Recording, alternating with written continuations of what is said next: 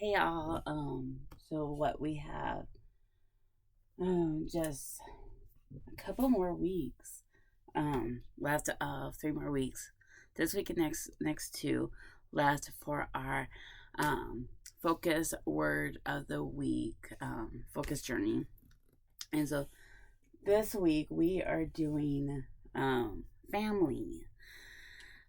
So family, love one another with brotherly affection, outdoing one another in showing honor. Romans 12:10. When we hear the word family, we usually think of those closest to us. It may be not always be those we are connected with through blood, but rather through relationship. Family connotes our intimacy presence that is not just your usual relationship.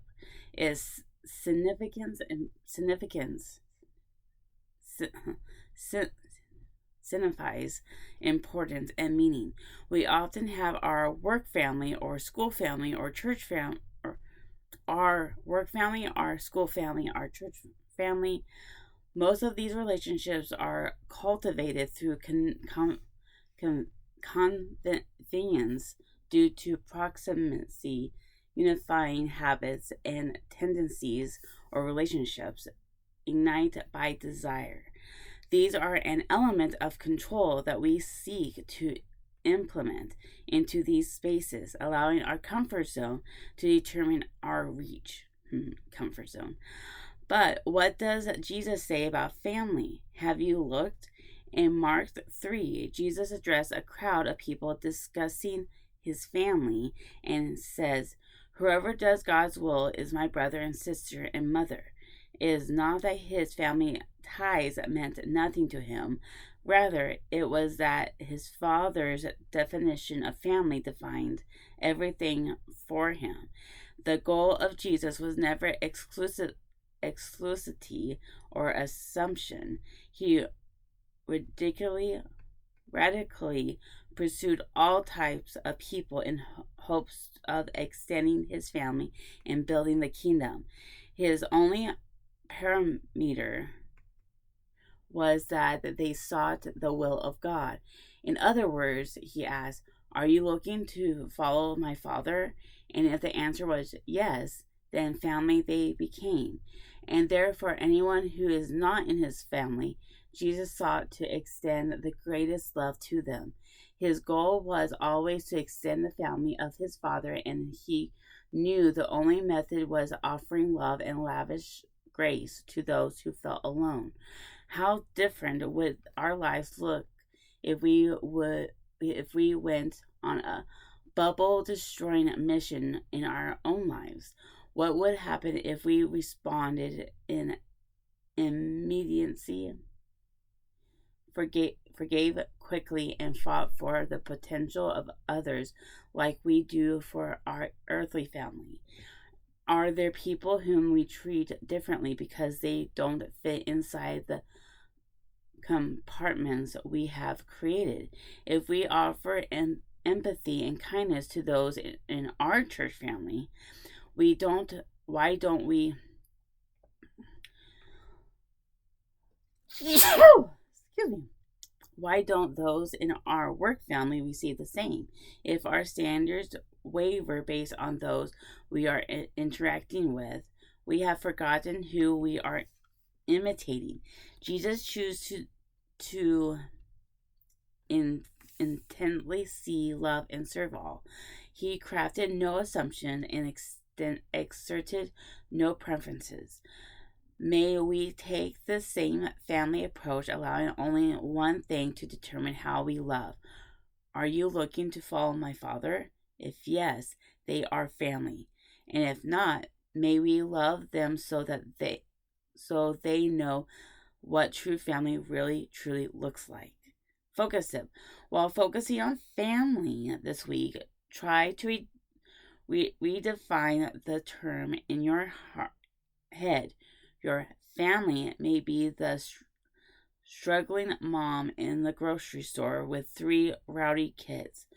Look for times that you can encourage and support the family around you. Jesus, we are here to extend, never exclude. Amen. Um, that kind of reminds me of. Oh, let me do the journal. So in the journal it says, family, free yourself of any stereotypes, judgments, or preconceived notions. Align your definition of family with how Jesus defines family. Model love and kindness to the broken world around you. Increase the kingdom of heaven. Love with your heart and mind open to all God's people. Yoke yourself with others who are following his lead. Unplug, unwind. What is God saying to you here? There is, what was it? Antonius, I think it was.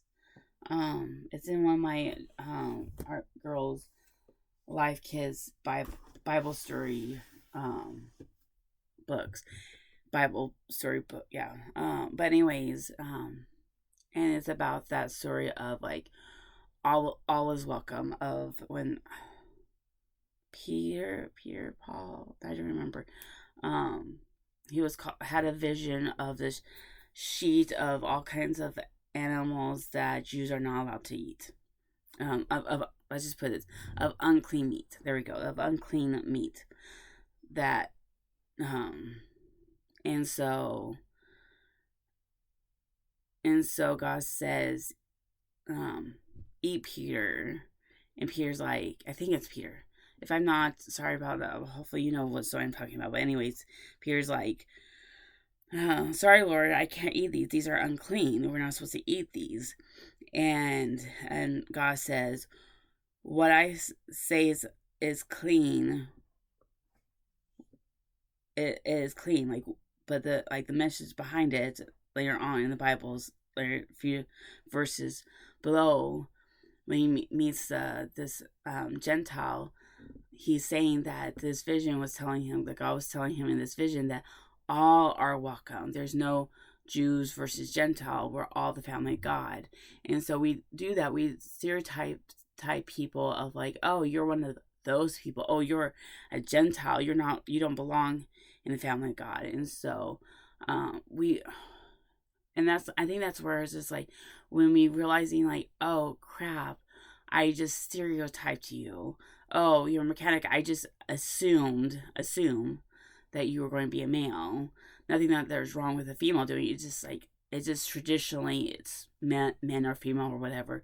And so it comes naturally, unfortunately. And so that's why we need to like label it saying, oh, I'm in the wrong because I naturally assumed this. And so let's go forward with it, past that. Like, and so it's easy to assume something, but that doesn't mean that it is right or wrong assumption. It's just we need to learn to go forward and learn from the situation, and including people, and not just being judgmental about it. So hopefully that helps, and remember to live your faith daily and including others in your family.